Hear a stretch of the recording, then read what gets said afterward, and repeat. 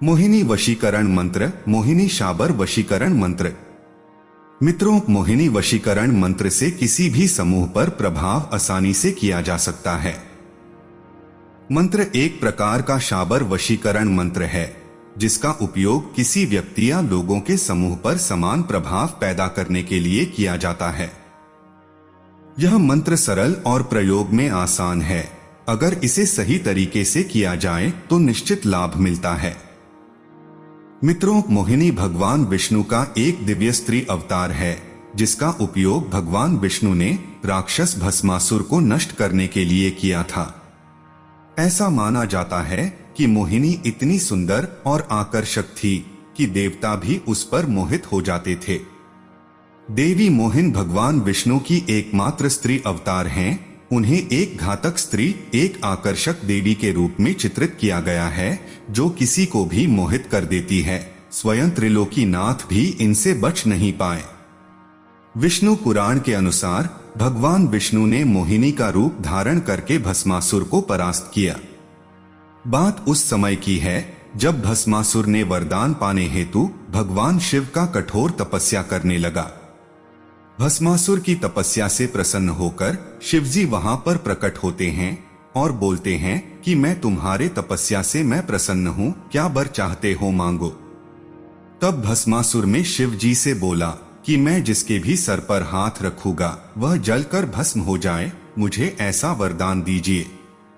शिवाजी से वरदान पाने के बाद भस्मासुर इसका परीक्षण भगवान शिव जी के ही ऊपर करने लगता है। तब शिव जी विष्णु से मदद मांगते हैं और विष्णु मोहिनी रूप धारण करके भस्मासुर के पास जाते हैं।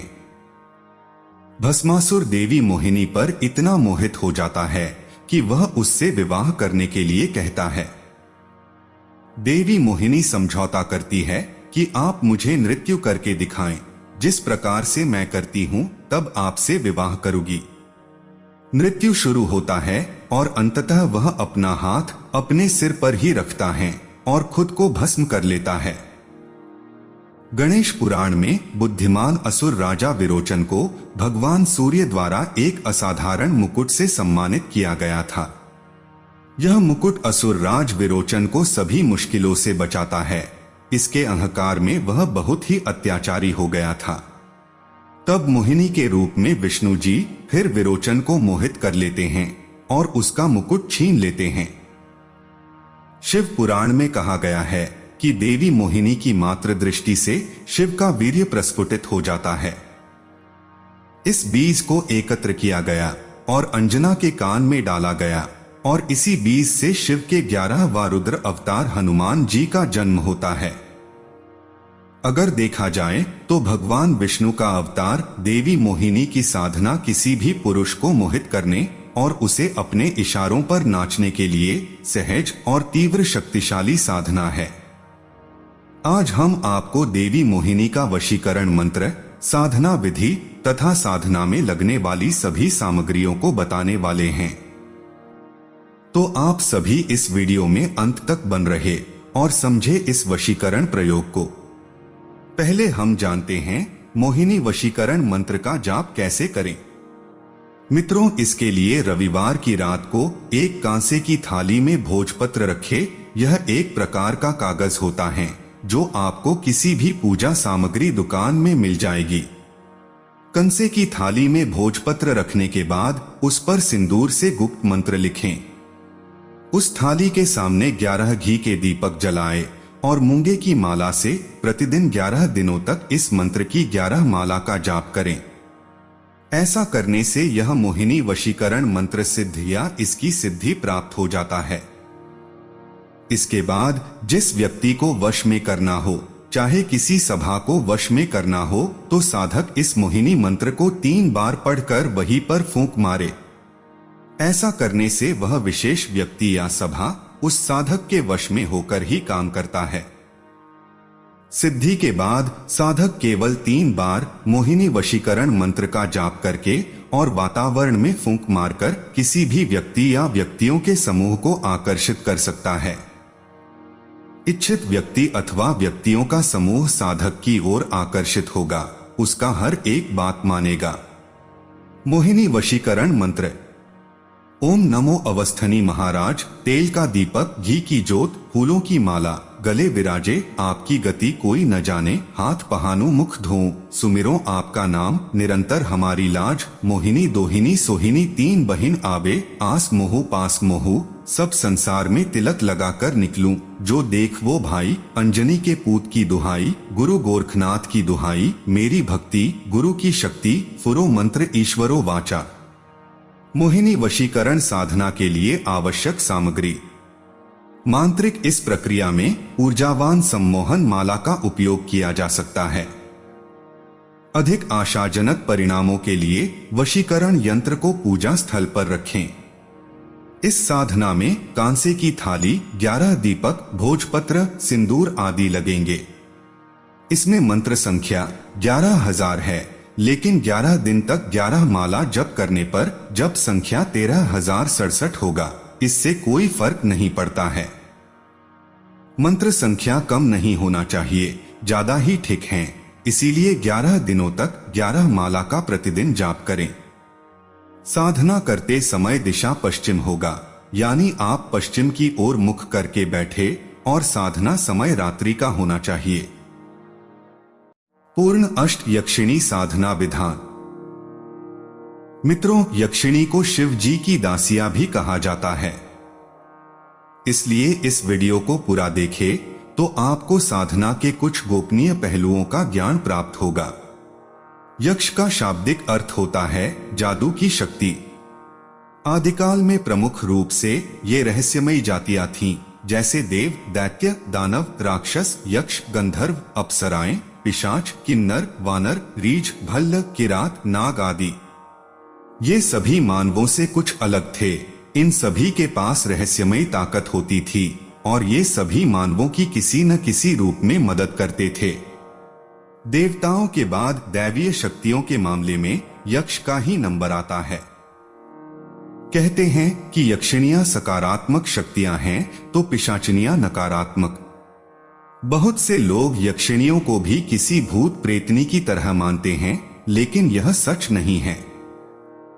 रावण के सौतेला भाई कुबेर भी एक यक्ष थे, जबकि रावण एक राक्षस। महर्षि पुलस्त्य के पुत्र विश्रवा की 2 पत्नियां थीं, इलविला और कैकसी। इलविला से कुबेर और कैकसी से रावण, विभीषण, कुंभकर्ण का जन्म हुआ। इलविला यक्ष जाति से थीं, तो कैकसी राक्षस। जिस तरह प्रमुख 33 कोटि देवता होते हैं, उसी तरह प्रमुख 64 यक्ष और यक्षिणियां भी होते हैं। गंधर्व और यक्ष जातियां देवताओं की ओर थीं, तो राक्षस, दानव आदि जातियां दैत्यों की ओर। यदि आप देवताओं की साधना की तरह किसी यक्ष या यक्षिणियों की साधना करते हैं, तो यह भी देवताओं की तरह प्रसन्न होकर आपको उचित मार्गदर्शन या फल देते हैं। उल्लेखनीय है कि जब पांडव दूसरे वनवास के समय वन वन भटक रहे थे, तब एक यक्ष से उनकी भेंट हुई, जिसने युधिष्ठिर से विख्यात यक्ष प्रश्न किए थे। उपनिषद की एक कथा अनुसार एक यक्ष ने ही अग्नि, इंद्र, वरुण और वायु का घमंड चूर चूर कर दिया था। यक्षिणी साधक के समक्ष एक बहुत ही सौम्य और सुंदर स्त्री के रूप में प्रस्तुत होती है। साधक को चाहिए कि किसी योग्य जानकार से पूछकर ही यक्षिणी साधना करनी चाहिए। साधक को अपने विवेक से काम लेने चाहिए। शास्त्रों में अष्ट यक्षिणी साधना के नाम से वर्णित यह साधना प्रमुख रूप से यक्ष की श्रेष्ठ रमणियों की है। ये प्रमुख यक्षिणियां हैं सुरसुंदरी यक्षिणी, मनोहारिणी यक्षिणी, कनकावती यक्षिणी, कामेश्वरी यक्षिणी, प्रतिप्रिया यक्षिणी, पद्मिनी यक्षिणी, नटी यक्षिणी, अनुरागिणी यक्षिणी के नाम से जानी जाती हैं। मैं आपको इन सभी की संक्षिप्त जानकारी दे रहा हूं। पहला है सुरसुंदरी यक्षिणी। यह सुडौल देहयष्टि, आकर्षक चेहरा, दिव्य आभा लिए हुए, नाजुकता से भरी हुई है। देव योनि के समान सुंदर होने से कारण इसे सुरसुंदरी यक्षिणी कहा गया है। सुरसुंदरी की विशेषता है कि साधक उसे जिस रूप में पाना चाहता है वह प्राप्त होती ही है, चाहे वह मां का स्वरूप हो, चाहे वह बहन का या पत्नी का या प्रेमिका का। यह यक्षिणी सिद्ध होने के पश्चात साधक को ऐश्वर्य, धन, संपत्ति आदि प्रदान करती है। दूसरा मनोहारिणी यक्षिणी है। यह अंडाकार चेहरा, हिरण के समान नेत्र, गौरवर्णीय चंदन की सुगंध से आपूरित रहती हैं। मनोहारिणी यक्षिणी सिद्ध होने के पश्चात साधक के व्यक्तित्व को ऐसा सम्मोहन बना देती है कि वह कोई भी, चाहे वह पुरुष हो या स्त्री, उसके सम्मोहन पाश में बंध ही जाता है। वह साधक को धन आदि प्रदान कर उसे संतुष्ट कराती है। तीसरा कनकावती यक्षिणी है। यह रक्त वस्त्र धारण की हुई, मुग्ध करने वाली और अनिंद्य सौंदर्य की स्वामिनी, 16 वर्षीय बाला स्वरूपा कनकावती यक्षिणी है। कनकावती यक्षिणी को सिद्ध करने के पश्चात साधक में तेजस्विता तथा प्रखरता आ जाती है।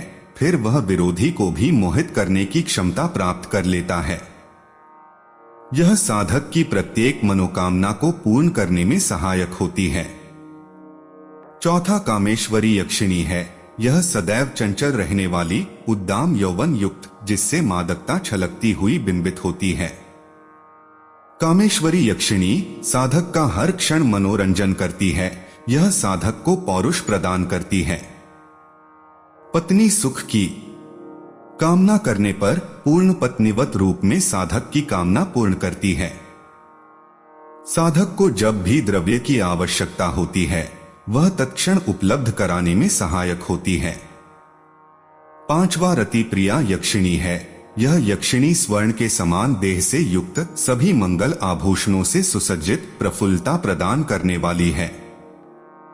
रति प्रिया यक्षिणी साधक को हर क्षण प्रफुल्लित रखती है तथा उसे दृढ़ता भी प्रदान करती है।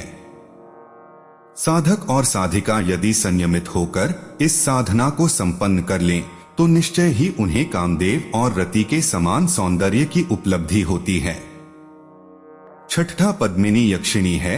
यह कमल के समान कोमल, श्यामवर्णा, उन्नत स्तन, अधरों पर सदैव मुस्कान खेलती रहती है तथा इसके नेत्र अत्यधिक सुंदर है। पद्मिनी यक्षिणी साधना साधक को अपना सान्निध्य नित्य प्रदान करती है। इसकी सबसे बड़ी विशेषता यह है कि यह अपने साधक में आत्मविश्वास व स्थिरता प्रदान कराती है तथा सदैव उसे मानसिक बल प्रदान करती हुई उन्नति की ओर अग्रसर करती है। सातवां नटी यक्षिणी है। नटी यक्षिणी को विश्वामित्र ने भी सिद्ध किया था। यह अपने साधक की पूर्ण रूप से सुरक्षा करती है तथा किसी भी प्रकार की विपरीत परिस्थितियों में साधक को सरलता पूर्वक निष्कलंक बचाती है। आठवां अनुरागिणी यक्षिणी है। यह अनुरागिणी यक्षिणी शुभ्रवर्णा का है। यह साधक पर प्रसन्न होने पर उसे नित्य धन, मान, यश आदि प्रदान करती है तथा साधक की इच्छा होने पर उसके साथ उल्लास करती है। अष्ट यक्षिणी साधना को संपन्न करने वाले साधक को यह साधना अत्यंत संयमित होकर करनी चाहिए। संपूर्ण साधना काल में ब्रह्मचर्य का पालन अनिवार्य है। साधना काल में मांस, मदिरा का सेवन न करें। यह साधना रात्रिकाल में ही संपन्न करें। साधनात्मक अनुभवों की चर्चा किसी से भी नहीं करें, न ही किसी अन्य को साधना विषय में बताएं। निश्चय ही यह साधना साधक के जीवन में भौतिक पक्ष को पूर्ण करने में अत्यंत सहायक होगी, क्योंकि अष्ट यक्षिणी सिद्ध साधक को जीवन में कभी भी निराशा या हार का सामना नहीं करना पड़ता है। वह अपने क्षेत्र में अद्वितीयता प्राप्त करता ही है। आइए साधना विधान को जानते हैं। इस साधना में लगने वाले आवश्यक सामग्री है। इस साधना में पारद, अष्टाक्ष गुटिका तथा अष्ट यक्षिणी सिद्ध यंत्र एवं यक्षिणी माला की आवश्यकता होती है। साधक यह साधना किसी भी शुक्रवार को प्रारंभ कर सकता है। यह 11 दिन की साधना है। साधना के लिए साधक को स्नानादि करके किसी एकांत कमरे में भूमि को लिपकर लकड़ी के बजोट पर सफेद वस्त्र बिछाना है तथा उस पर कुमकुम से अष्ट यक्षिणी यंत्र बनाना है। फिर उपरोक्त प्रकार से रेखांकित यंत्र में जहां ह्रीं बीज अंकित है वहां पारद अष्टाक्ष गुटिका स्थापित करें। फिर अष्ट यक्षिणी का ध्यान कर गुटिका का पूजन कुमकुम, पुष्प तथा अक्षत से करें। धूप तथा दीप लगाएं और गुटिका को देखते हुए मंत्र का जाप 108 बार करें। मंत्र इस प्रकार हैं: ओम ह्रीम शिव प्रिय प्रत्यक्षम दर्शय सिद्धे ह्रीम फट। फिर यक्षिणी के मूल मंत्र की एक माला मंत्र जप करें। इसके बाद क्रमानुसार दिए गए हुए 8 यक्षिणियों के मंत्रों की एक एक माला जप करें। प्रत्येक यक्षिणी मंत्र की एक माला जप करने से पूर्व तथा बाद में मूल मंत्र की एक माला मंत्र जप करें। जैसे पहले मूल मंत्र की एक माला जप करें, फिर सुर सुंदरी यक्षिणी मंत्र की एक माला मंत्र जप करें, फिर मूल मंत्र की एक माला मंत्र जप करें। इसके बाद क्रमश प्रत्येक यक्षिणी से संबंधित मंत्र का जप करना है। ऐसा 11 दिन तक नित्य करें। मूल अष्ट यक्षिणी मंत्र इस प्रकार है: ओम ऐं श्रीम अष्ट यक्षिणी सिद्धिं सिद्धिं देहि नमः। 8 यक्षिणी की मंत्र इस प्रकार से है: सुर सुंदरी मंत्र ओम ऐं ह्रीम आगच्छ सुर सुंदरी स्वाहा। मनोहारिणी मंत्र ओम ह्रीम आगच्छ मनोहारी स्वाहा। कनकावती मंत्र ओम ह्रीम हूम रक्ष कर्मणि आगच्छ कनकावती स्वाहा। कामेश्वरी मंत्र ओम क्रीम कामेश्वरी वश्य प्रियाय क्रीम। रति प्रिया मंत्र ओम ह्रीम आगच्छ आगच्छ रति प्रिया स्वाहा। पद्मिनी मंत्र ओम ह्रीम आगच्छ आगच्छ पद्मिनी स्वाहा। नटी मंत्र ओम ह्रीम आगच्छ आगच्छ नटी स्वाहा। अनुरागिणी मंत्र ओम ह्रीम अनुरागिणी आगच्छ स्वाहा। मंत्र जप समाप्ति पर साधक साधना कक्ष में ही सोएं और अगले दिन पुनः इसी प्रकार से साधना संपन्न करें। 11 दिनों की साधना सामग्री को जिस वस्त्र पर यंत्र बनाए हैं उसी में बांधकर सुरक्षित रखें। साधना के दौरान अनेकों प्रकार के अनुभव हो सकते हैं, लेकिन आपको यह बात किसी के साथ नहीं करना है। साधना जब समाप्त हो जाए तो जब भी यक्षिणी से काम करवाना हो तब सिर्फ यह पूर्ण विधान 1 दिन करना है, असंभव कार्य भी संभव होगा। इस साधना में पारद अष्टाक्ष गुटिक का महत्व बहुत ज्यादा है। बिना गुटिका के साधना में सफलता प्राप्त करना कठिन है। माला यंत्र नहीं भी हो तो ज्यादा फर्क नहीं पड़ेगा। आप चाहे तो बिना गुटिका के साधना करके देखिए तो आपको प्रमाण मिल ही जाएगा, क्योंकि मैंने प्रत्येक बार अपने अनुभव से गोपनीयता का खुलासा किया है जो प्रत्येक जानकार नहीं करता। अप्सरा साधना क्या है और इससे जुड़े खतरे क्या हैं?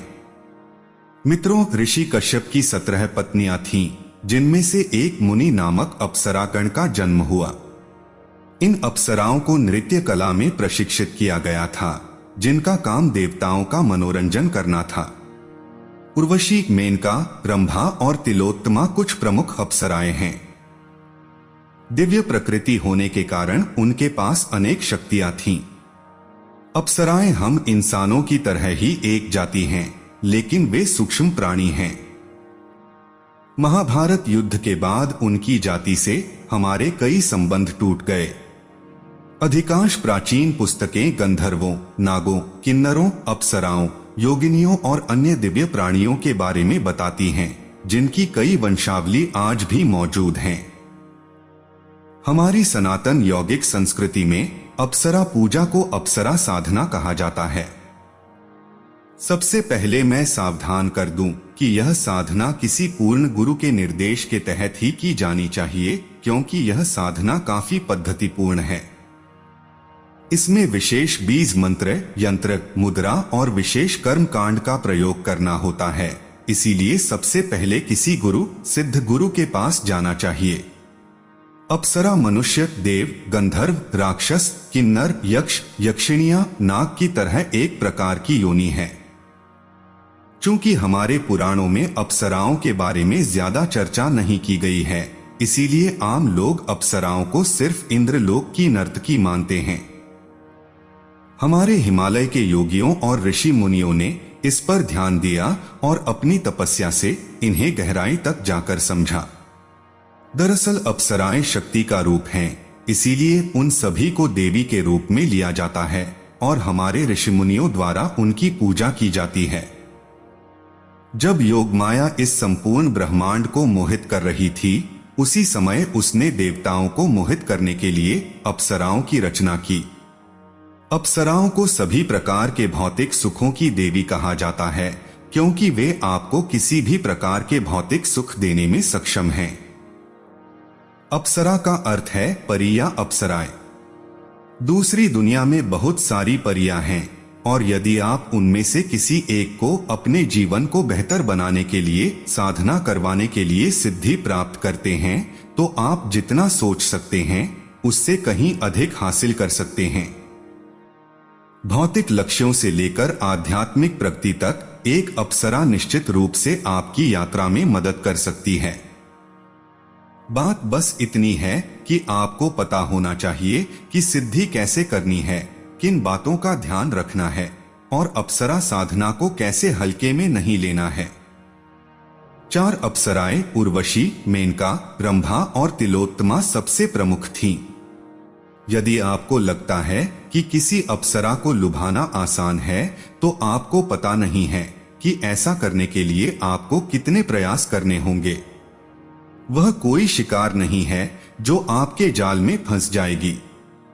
साथ ही यह कोई नियमित ध्यान या कोई सामान्य साधना नहीं है जो आप अपने मंदिर कक्ष में करते हैं।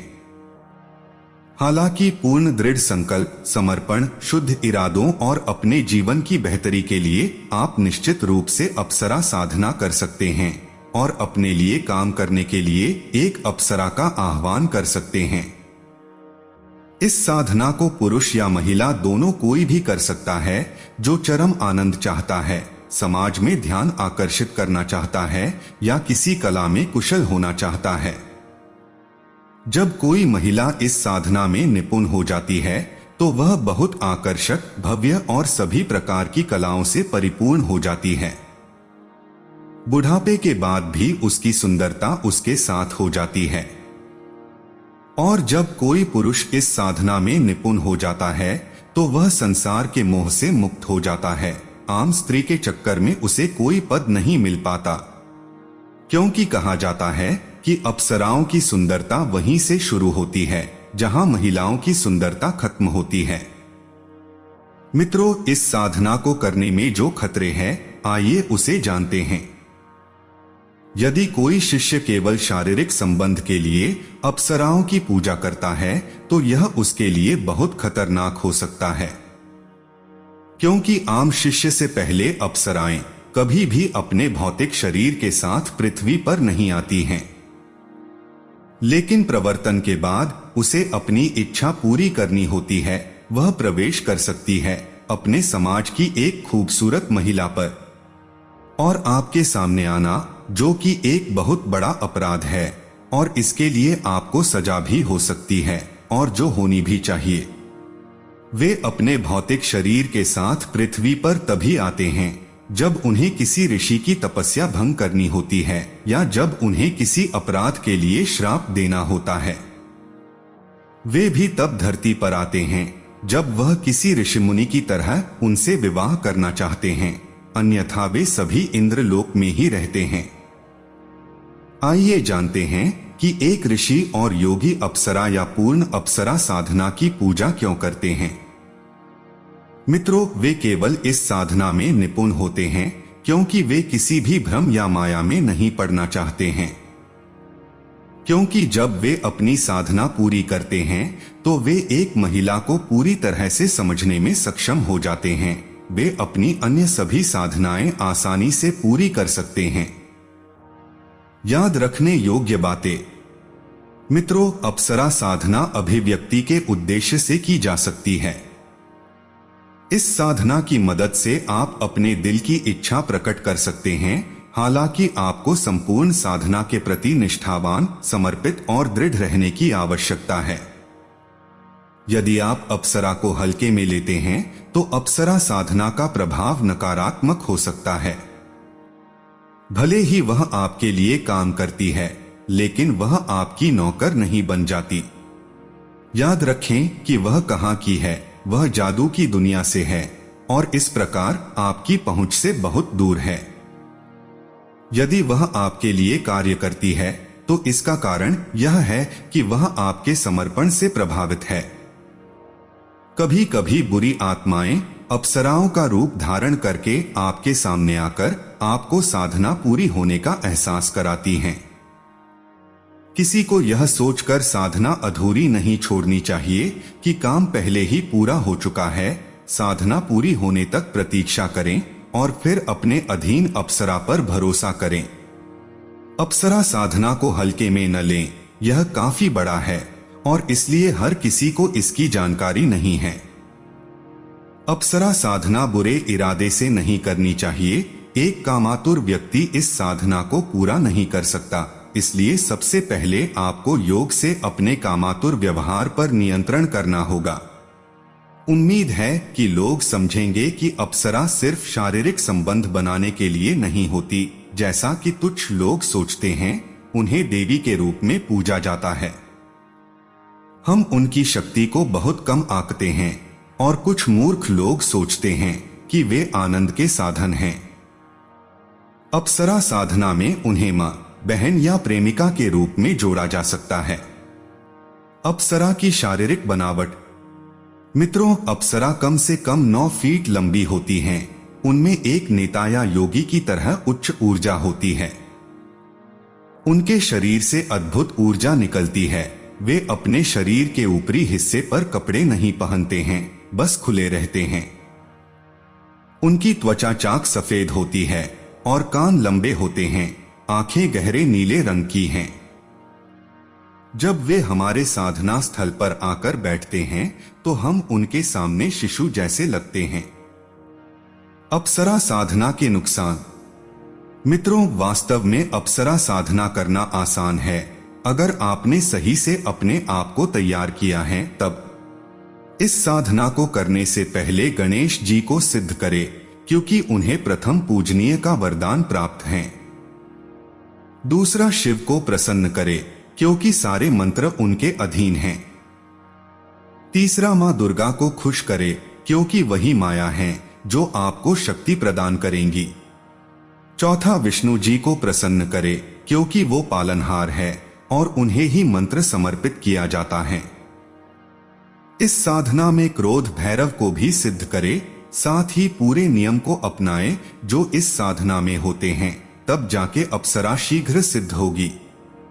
क्योंकि बिना जाने समझे अगर आपने तंत्र की कोई भी साधना चालू की तो सिर्फ आपको निराश होना पड़ेगा। इसमें आपका समय तो खराब होगा ही, नकारात्मक सोच भी आ जाएगी कि ये सब कुछ होता ही नहीं है। इसको इस तरह से भी कह सकते हैं कि जब हम जंगल में जाते हैं तो पूरी तैयारी के साथ जाते हैं, क्योंकि पता नहीं कौन सा जानवर कब मिल जाए। उसी तरह से मंत्र एक बार बोलना चालू किया तो नकारात्मक सकारात्मक सब एनर्जी आती हैं। अब उस समय अगर आपने गलत सोचा तो तुरंत नकारात्मक ऊर्जा आपके घर में प्रवेश कर जाएगी, या हो सकता है कि आपके शरीर में भी प्रवेश कर जाए अगर आपने रक्षा कवच नहीं लगाया है तो। इसलिए रक्षा कवच भी जरूर लगाएं। अगर आप इस दुनिया में आना चाहते हैं तो सबसे पहले माता दुर्गा और शिव जी को प्रसन्न करें। उनकी सेवा करना प्रारंभ कर दे और हर समय उन पर विश्वास रखे।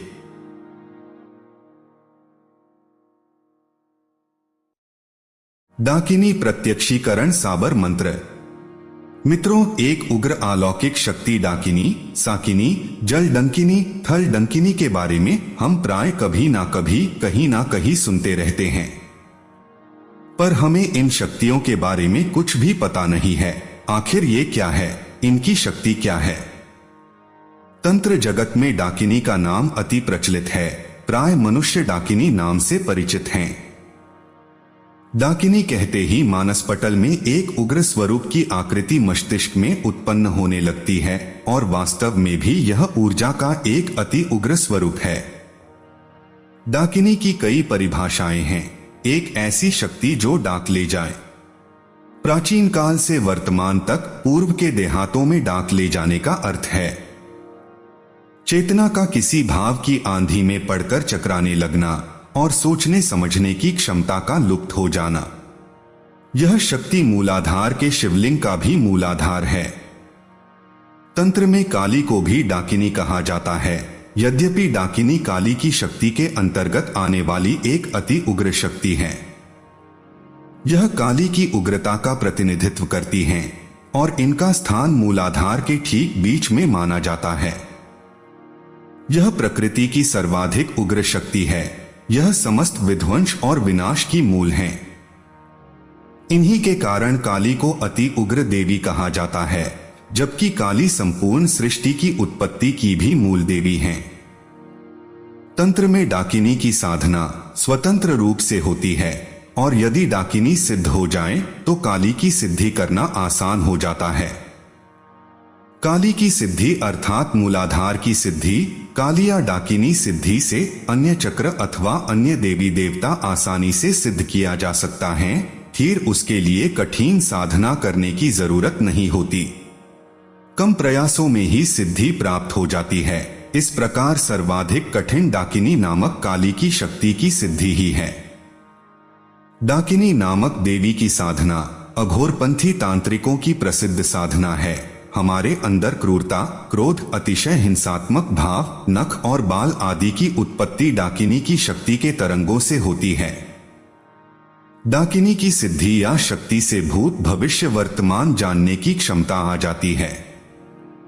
किसी को नियंत्रित करने की क्षमता, वशीभूत करने की क्षमता आ जाती है। यह शक्ति साधक की रक्षा करती है और मार्गदर्शन भी करती है।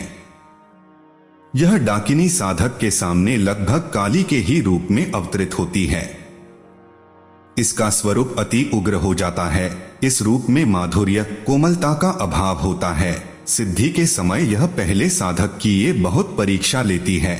साधक को हर तरीके से आजमाती है, उसे डराती भी है।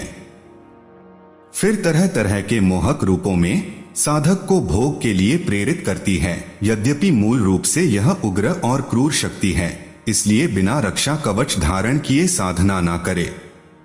इसके भय और प्रलोभन से साधक बच गया तो सिद्धि का मार्ग आसान हो जाता है।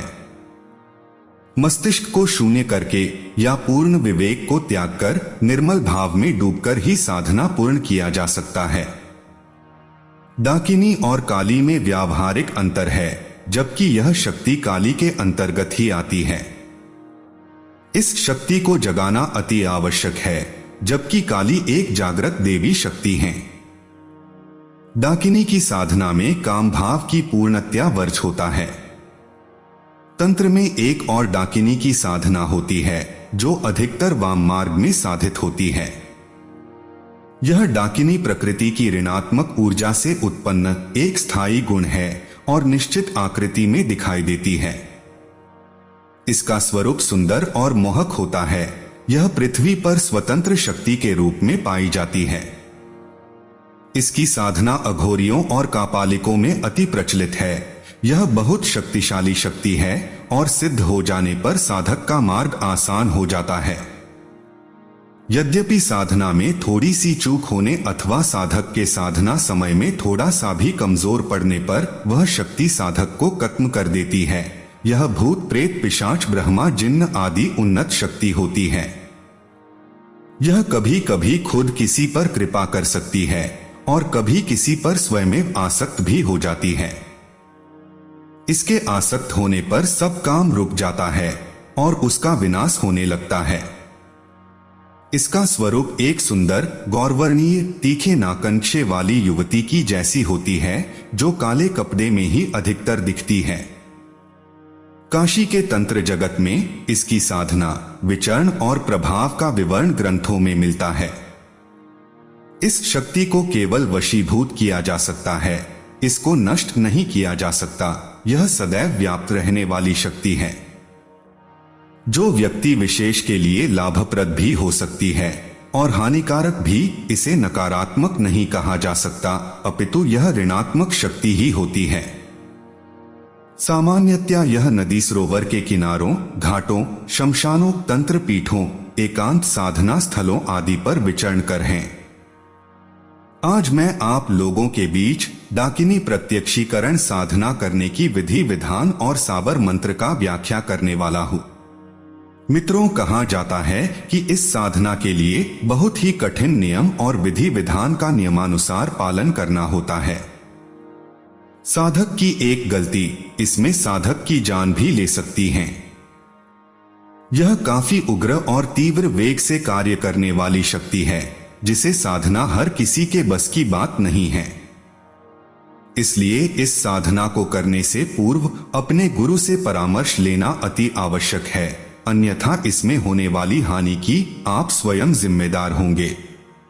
मित्रों, कहा जाता है कि इस मंत्र की जाप करने के लिए रुद्राक्ष की माला का प्रयोग करना चाहिए और आसन के रूप में काले रंग की आसन का करना चाहिए। साधना करते समय और मंत्र जाप करते समय साधक का मुख्य दक्षिण दिशा की तरफ होनी चाहिए। डाकिनी प्रत्यक्षीकरण शाबर मंत्र। ओम नमो आदेश गुरु को स्यार की कवासिनी, समंदर पार धाई आव बैठी हो तो आव ठाड़ी हो तो ठाड़ी आव जलती आव छलतिया न आए डाकनी तो जालंधर बाबा की आन शब्द साचा पिंड कांचा फुरे मंत्र ईश्वरो वाचा छू। साधना विधि। यह एक प्रत्यक्षीकरण की साधना है, यानी इस मंत्र का जाप करने से डाकिनी आपके सामने प्रत्यक्ष उपस्थित हो जाएगी।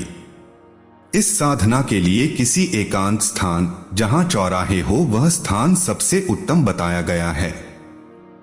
इस साधना में जो सामग्री उपयोग में लाया जाता है वह मांस, मदिरा, मिट्टी का दीपक, सरसों का तेल व कुछ सरसों है।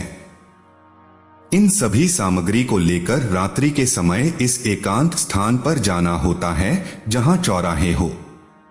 चौराहे पर जाने के बाद काला आसान को बिछाकर नग्न होकर साधक बैठ जाता है और अपने सामने सरसों का तेल का दीपक जलाकर रख लेता है। इसके बाद हाथ में सरसों लेकर मंत्र पढ़कर चारों दिशाओं में फेंक देता है और दोबारा से मंत्र जपना आरंभ करता है। मन में संकल्प रखना होता है कि डाकिनी शीघ्र आकर दर्शन दे। ऐसा करने से कुछ ही देर में दौड़ती, चिल्लाती और उछलती डाकनियां आ जाती हैं। जब डाकिनी सामने आती है तो साधक उनको शराब और मांस प्रदान करता है तथा जो भी की इच्छा होती है उन सभी को पूर्ण करने के लिए कहता है। इस प्रकार का साधक की सारी इच्छा पूर्ण हो जाती है तथा वह शक्ति हमेशा के लिए साधक के साथ रहती है।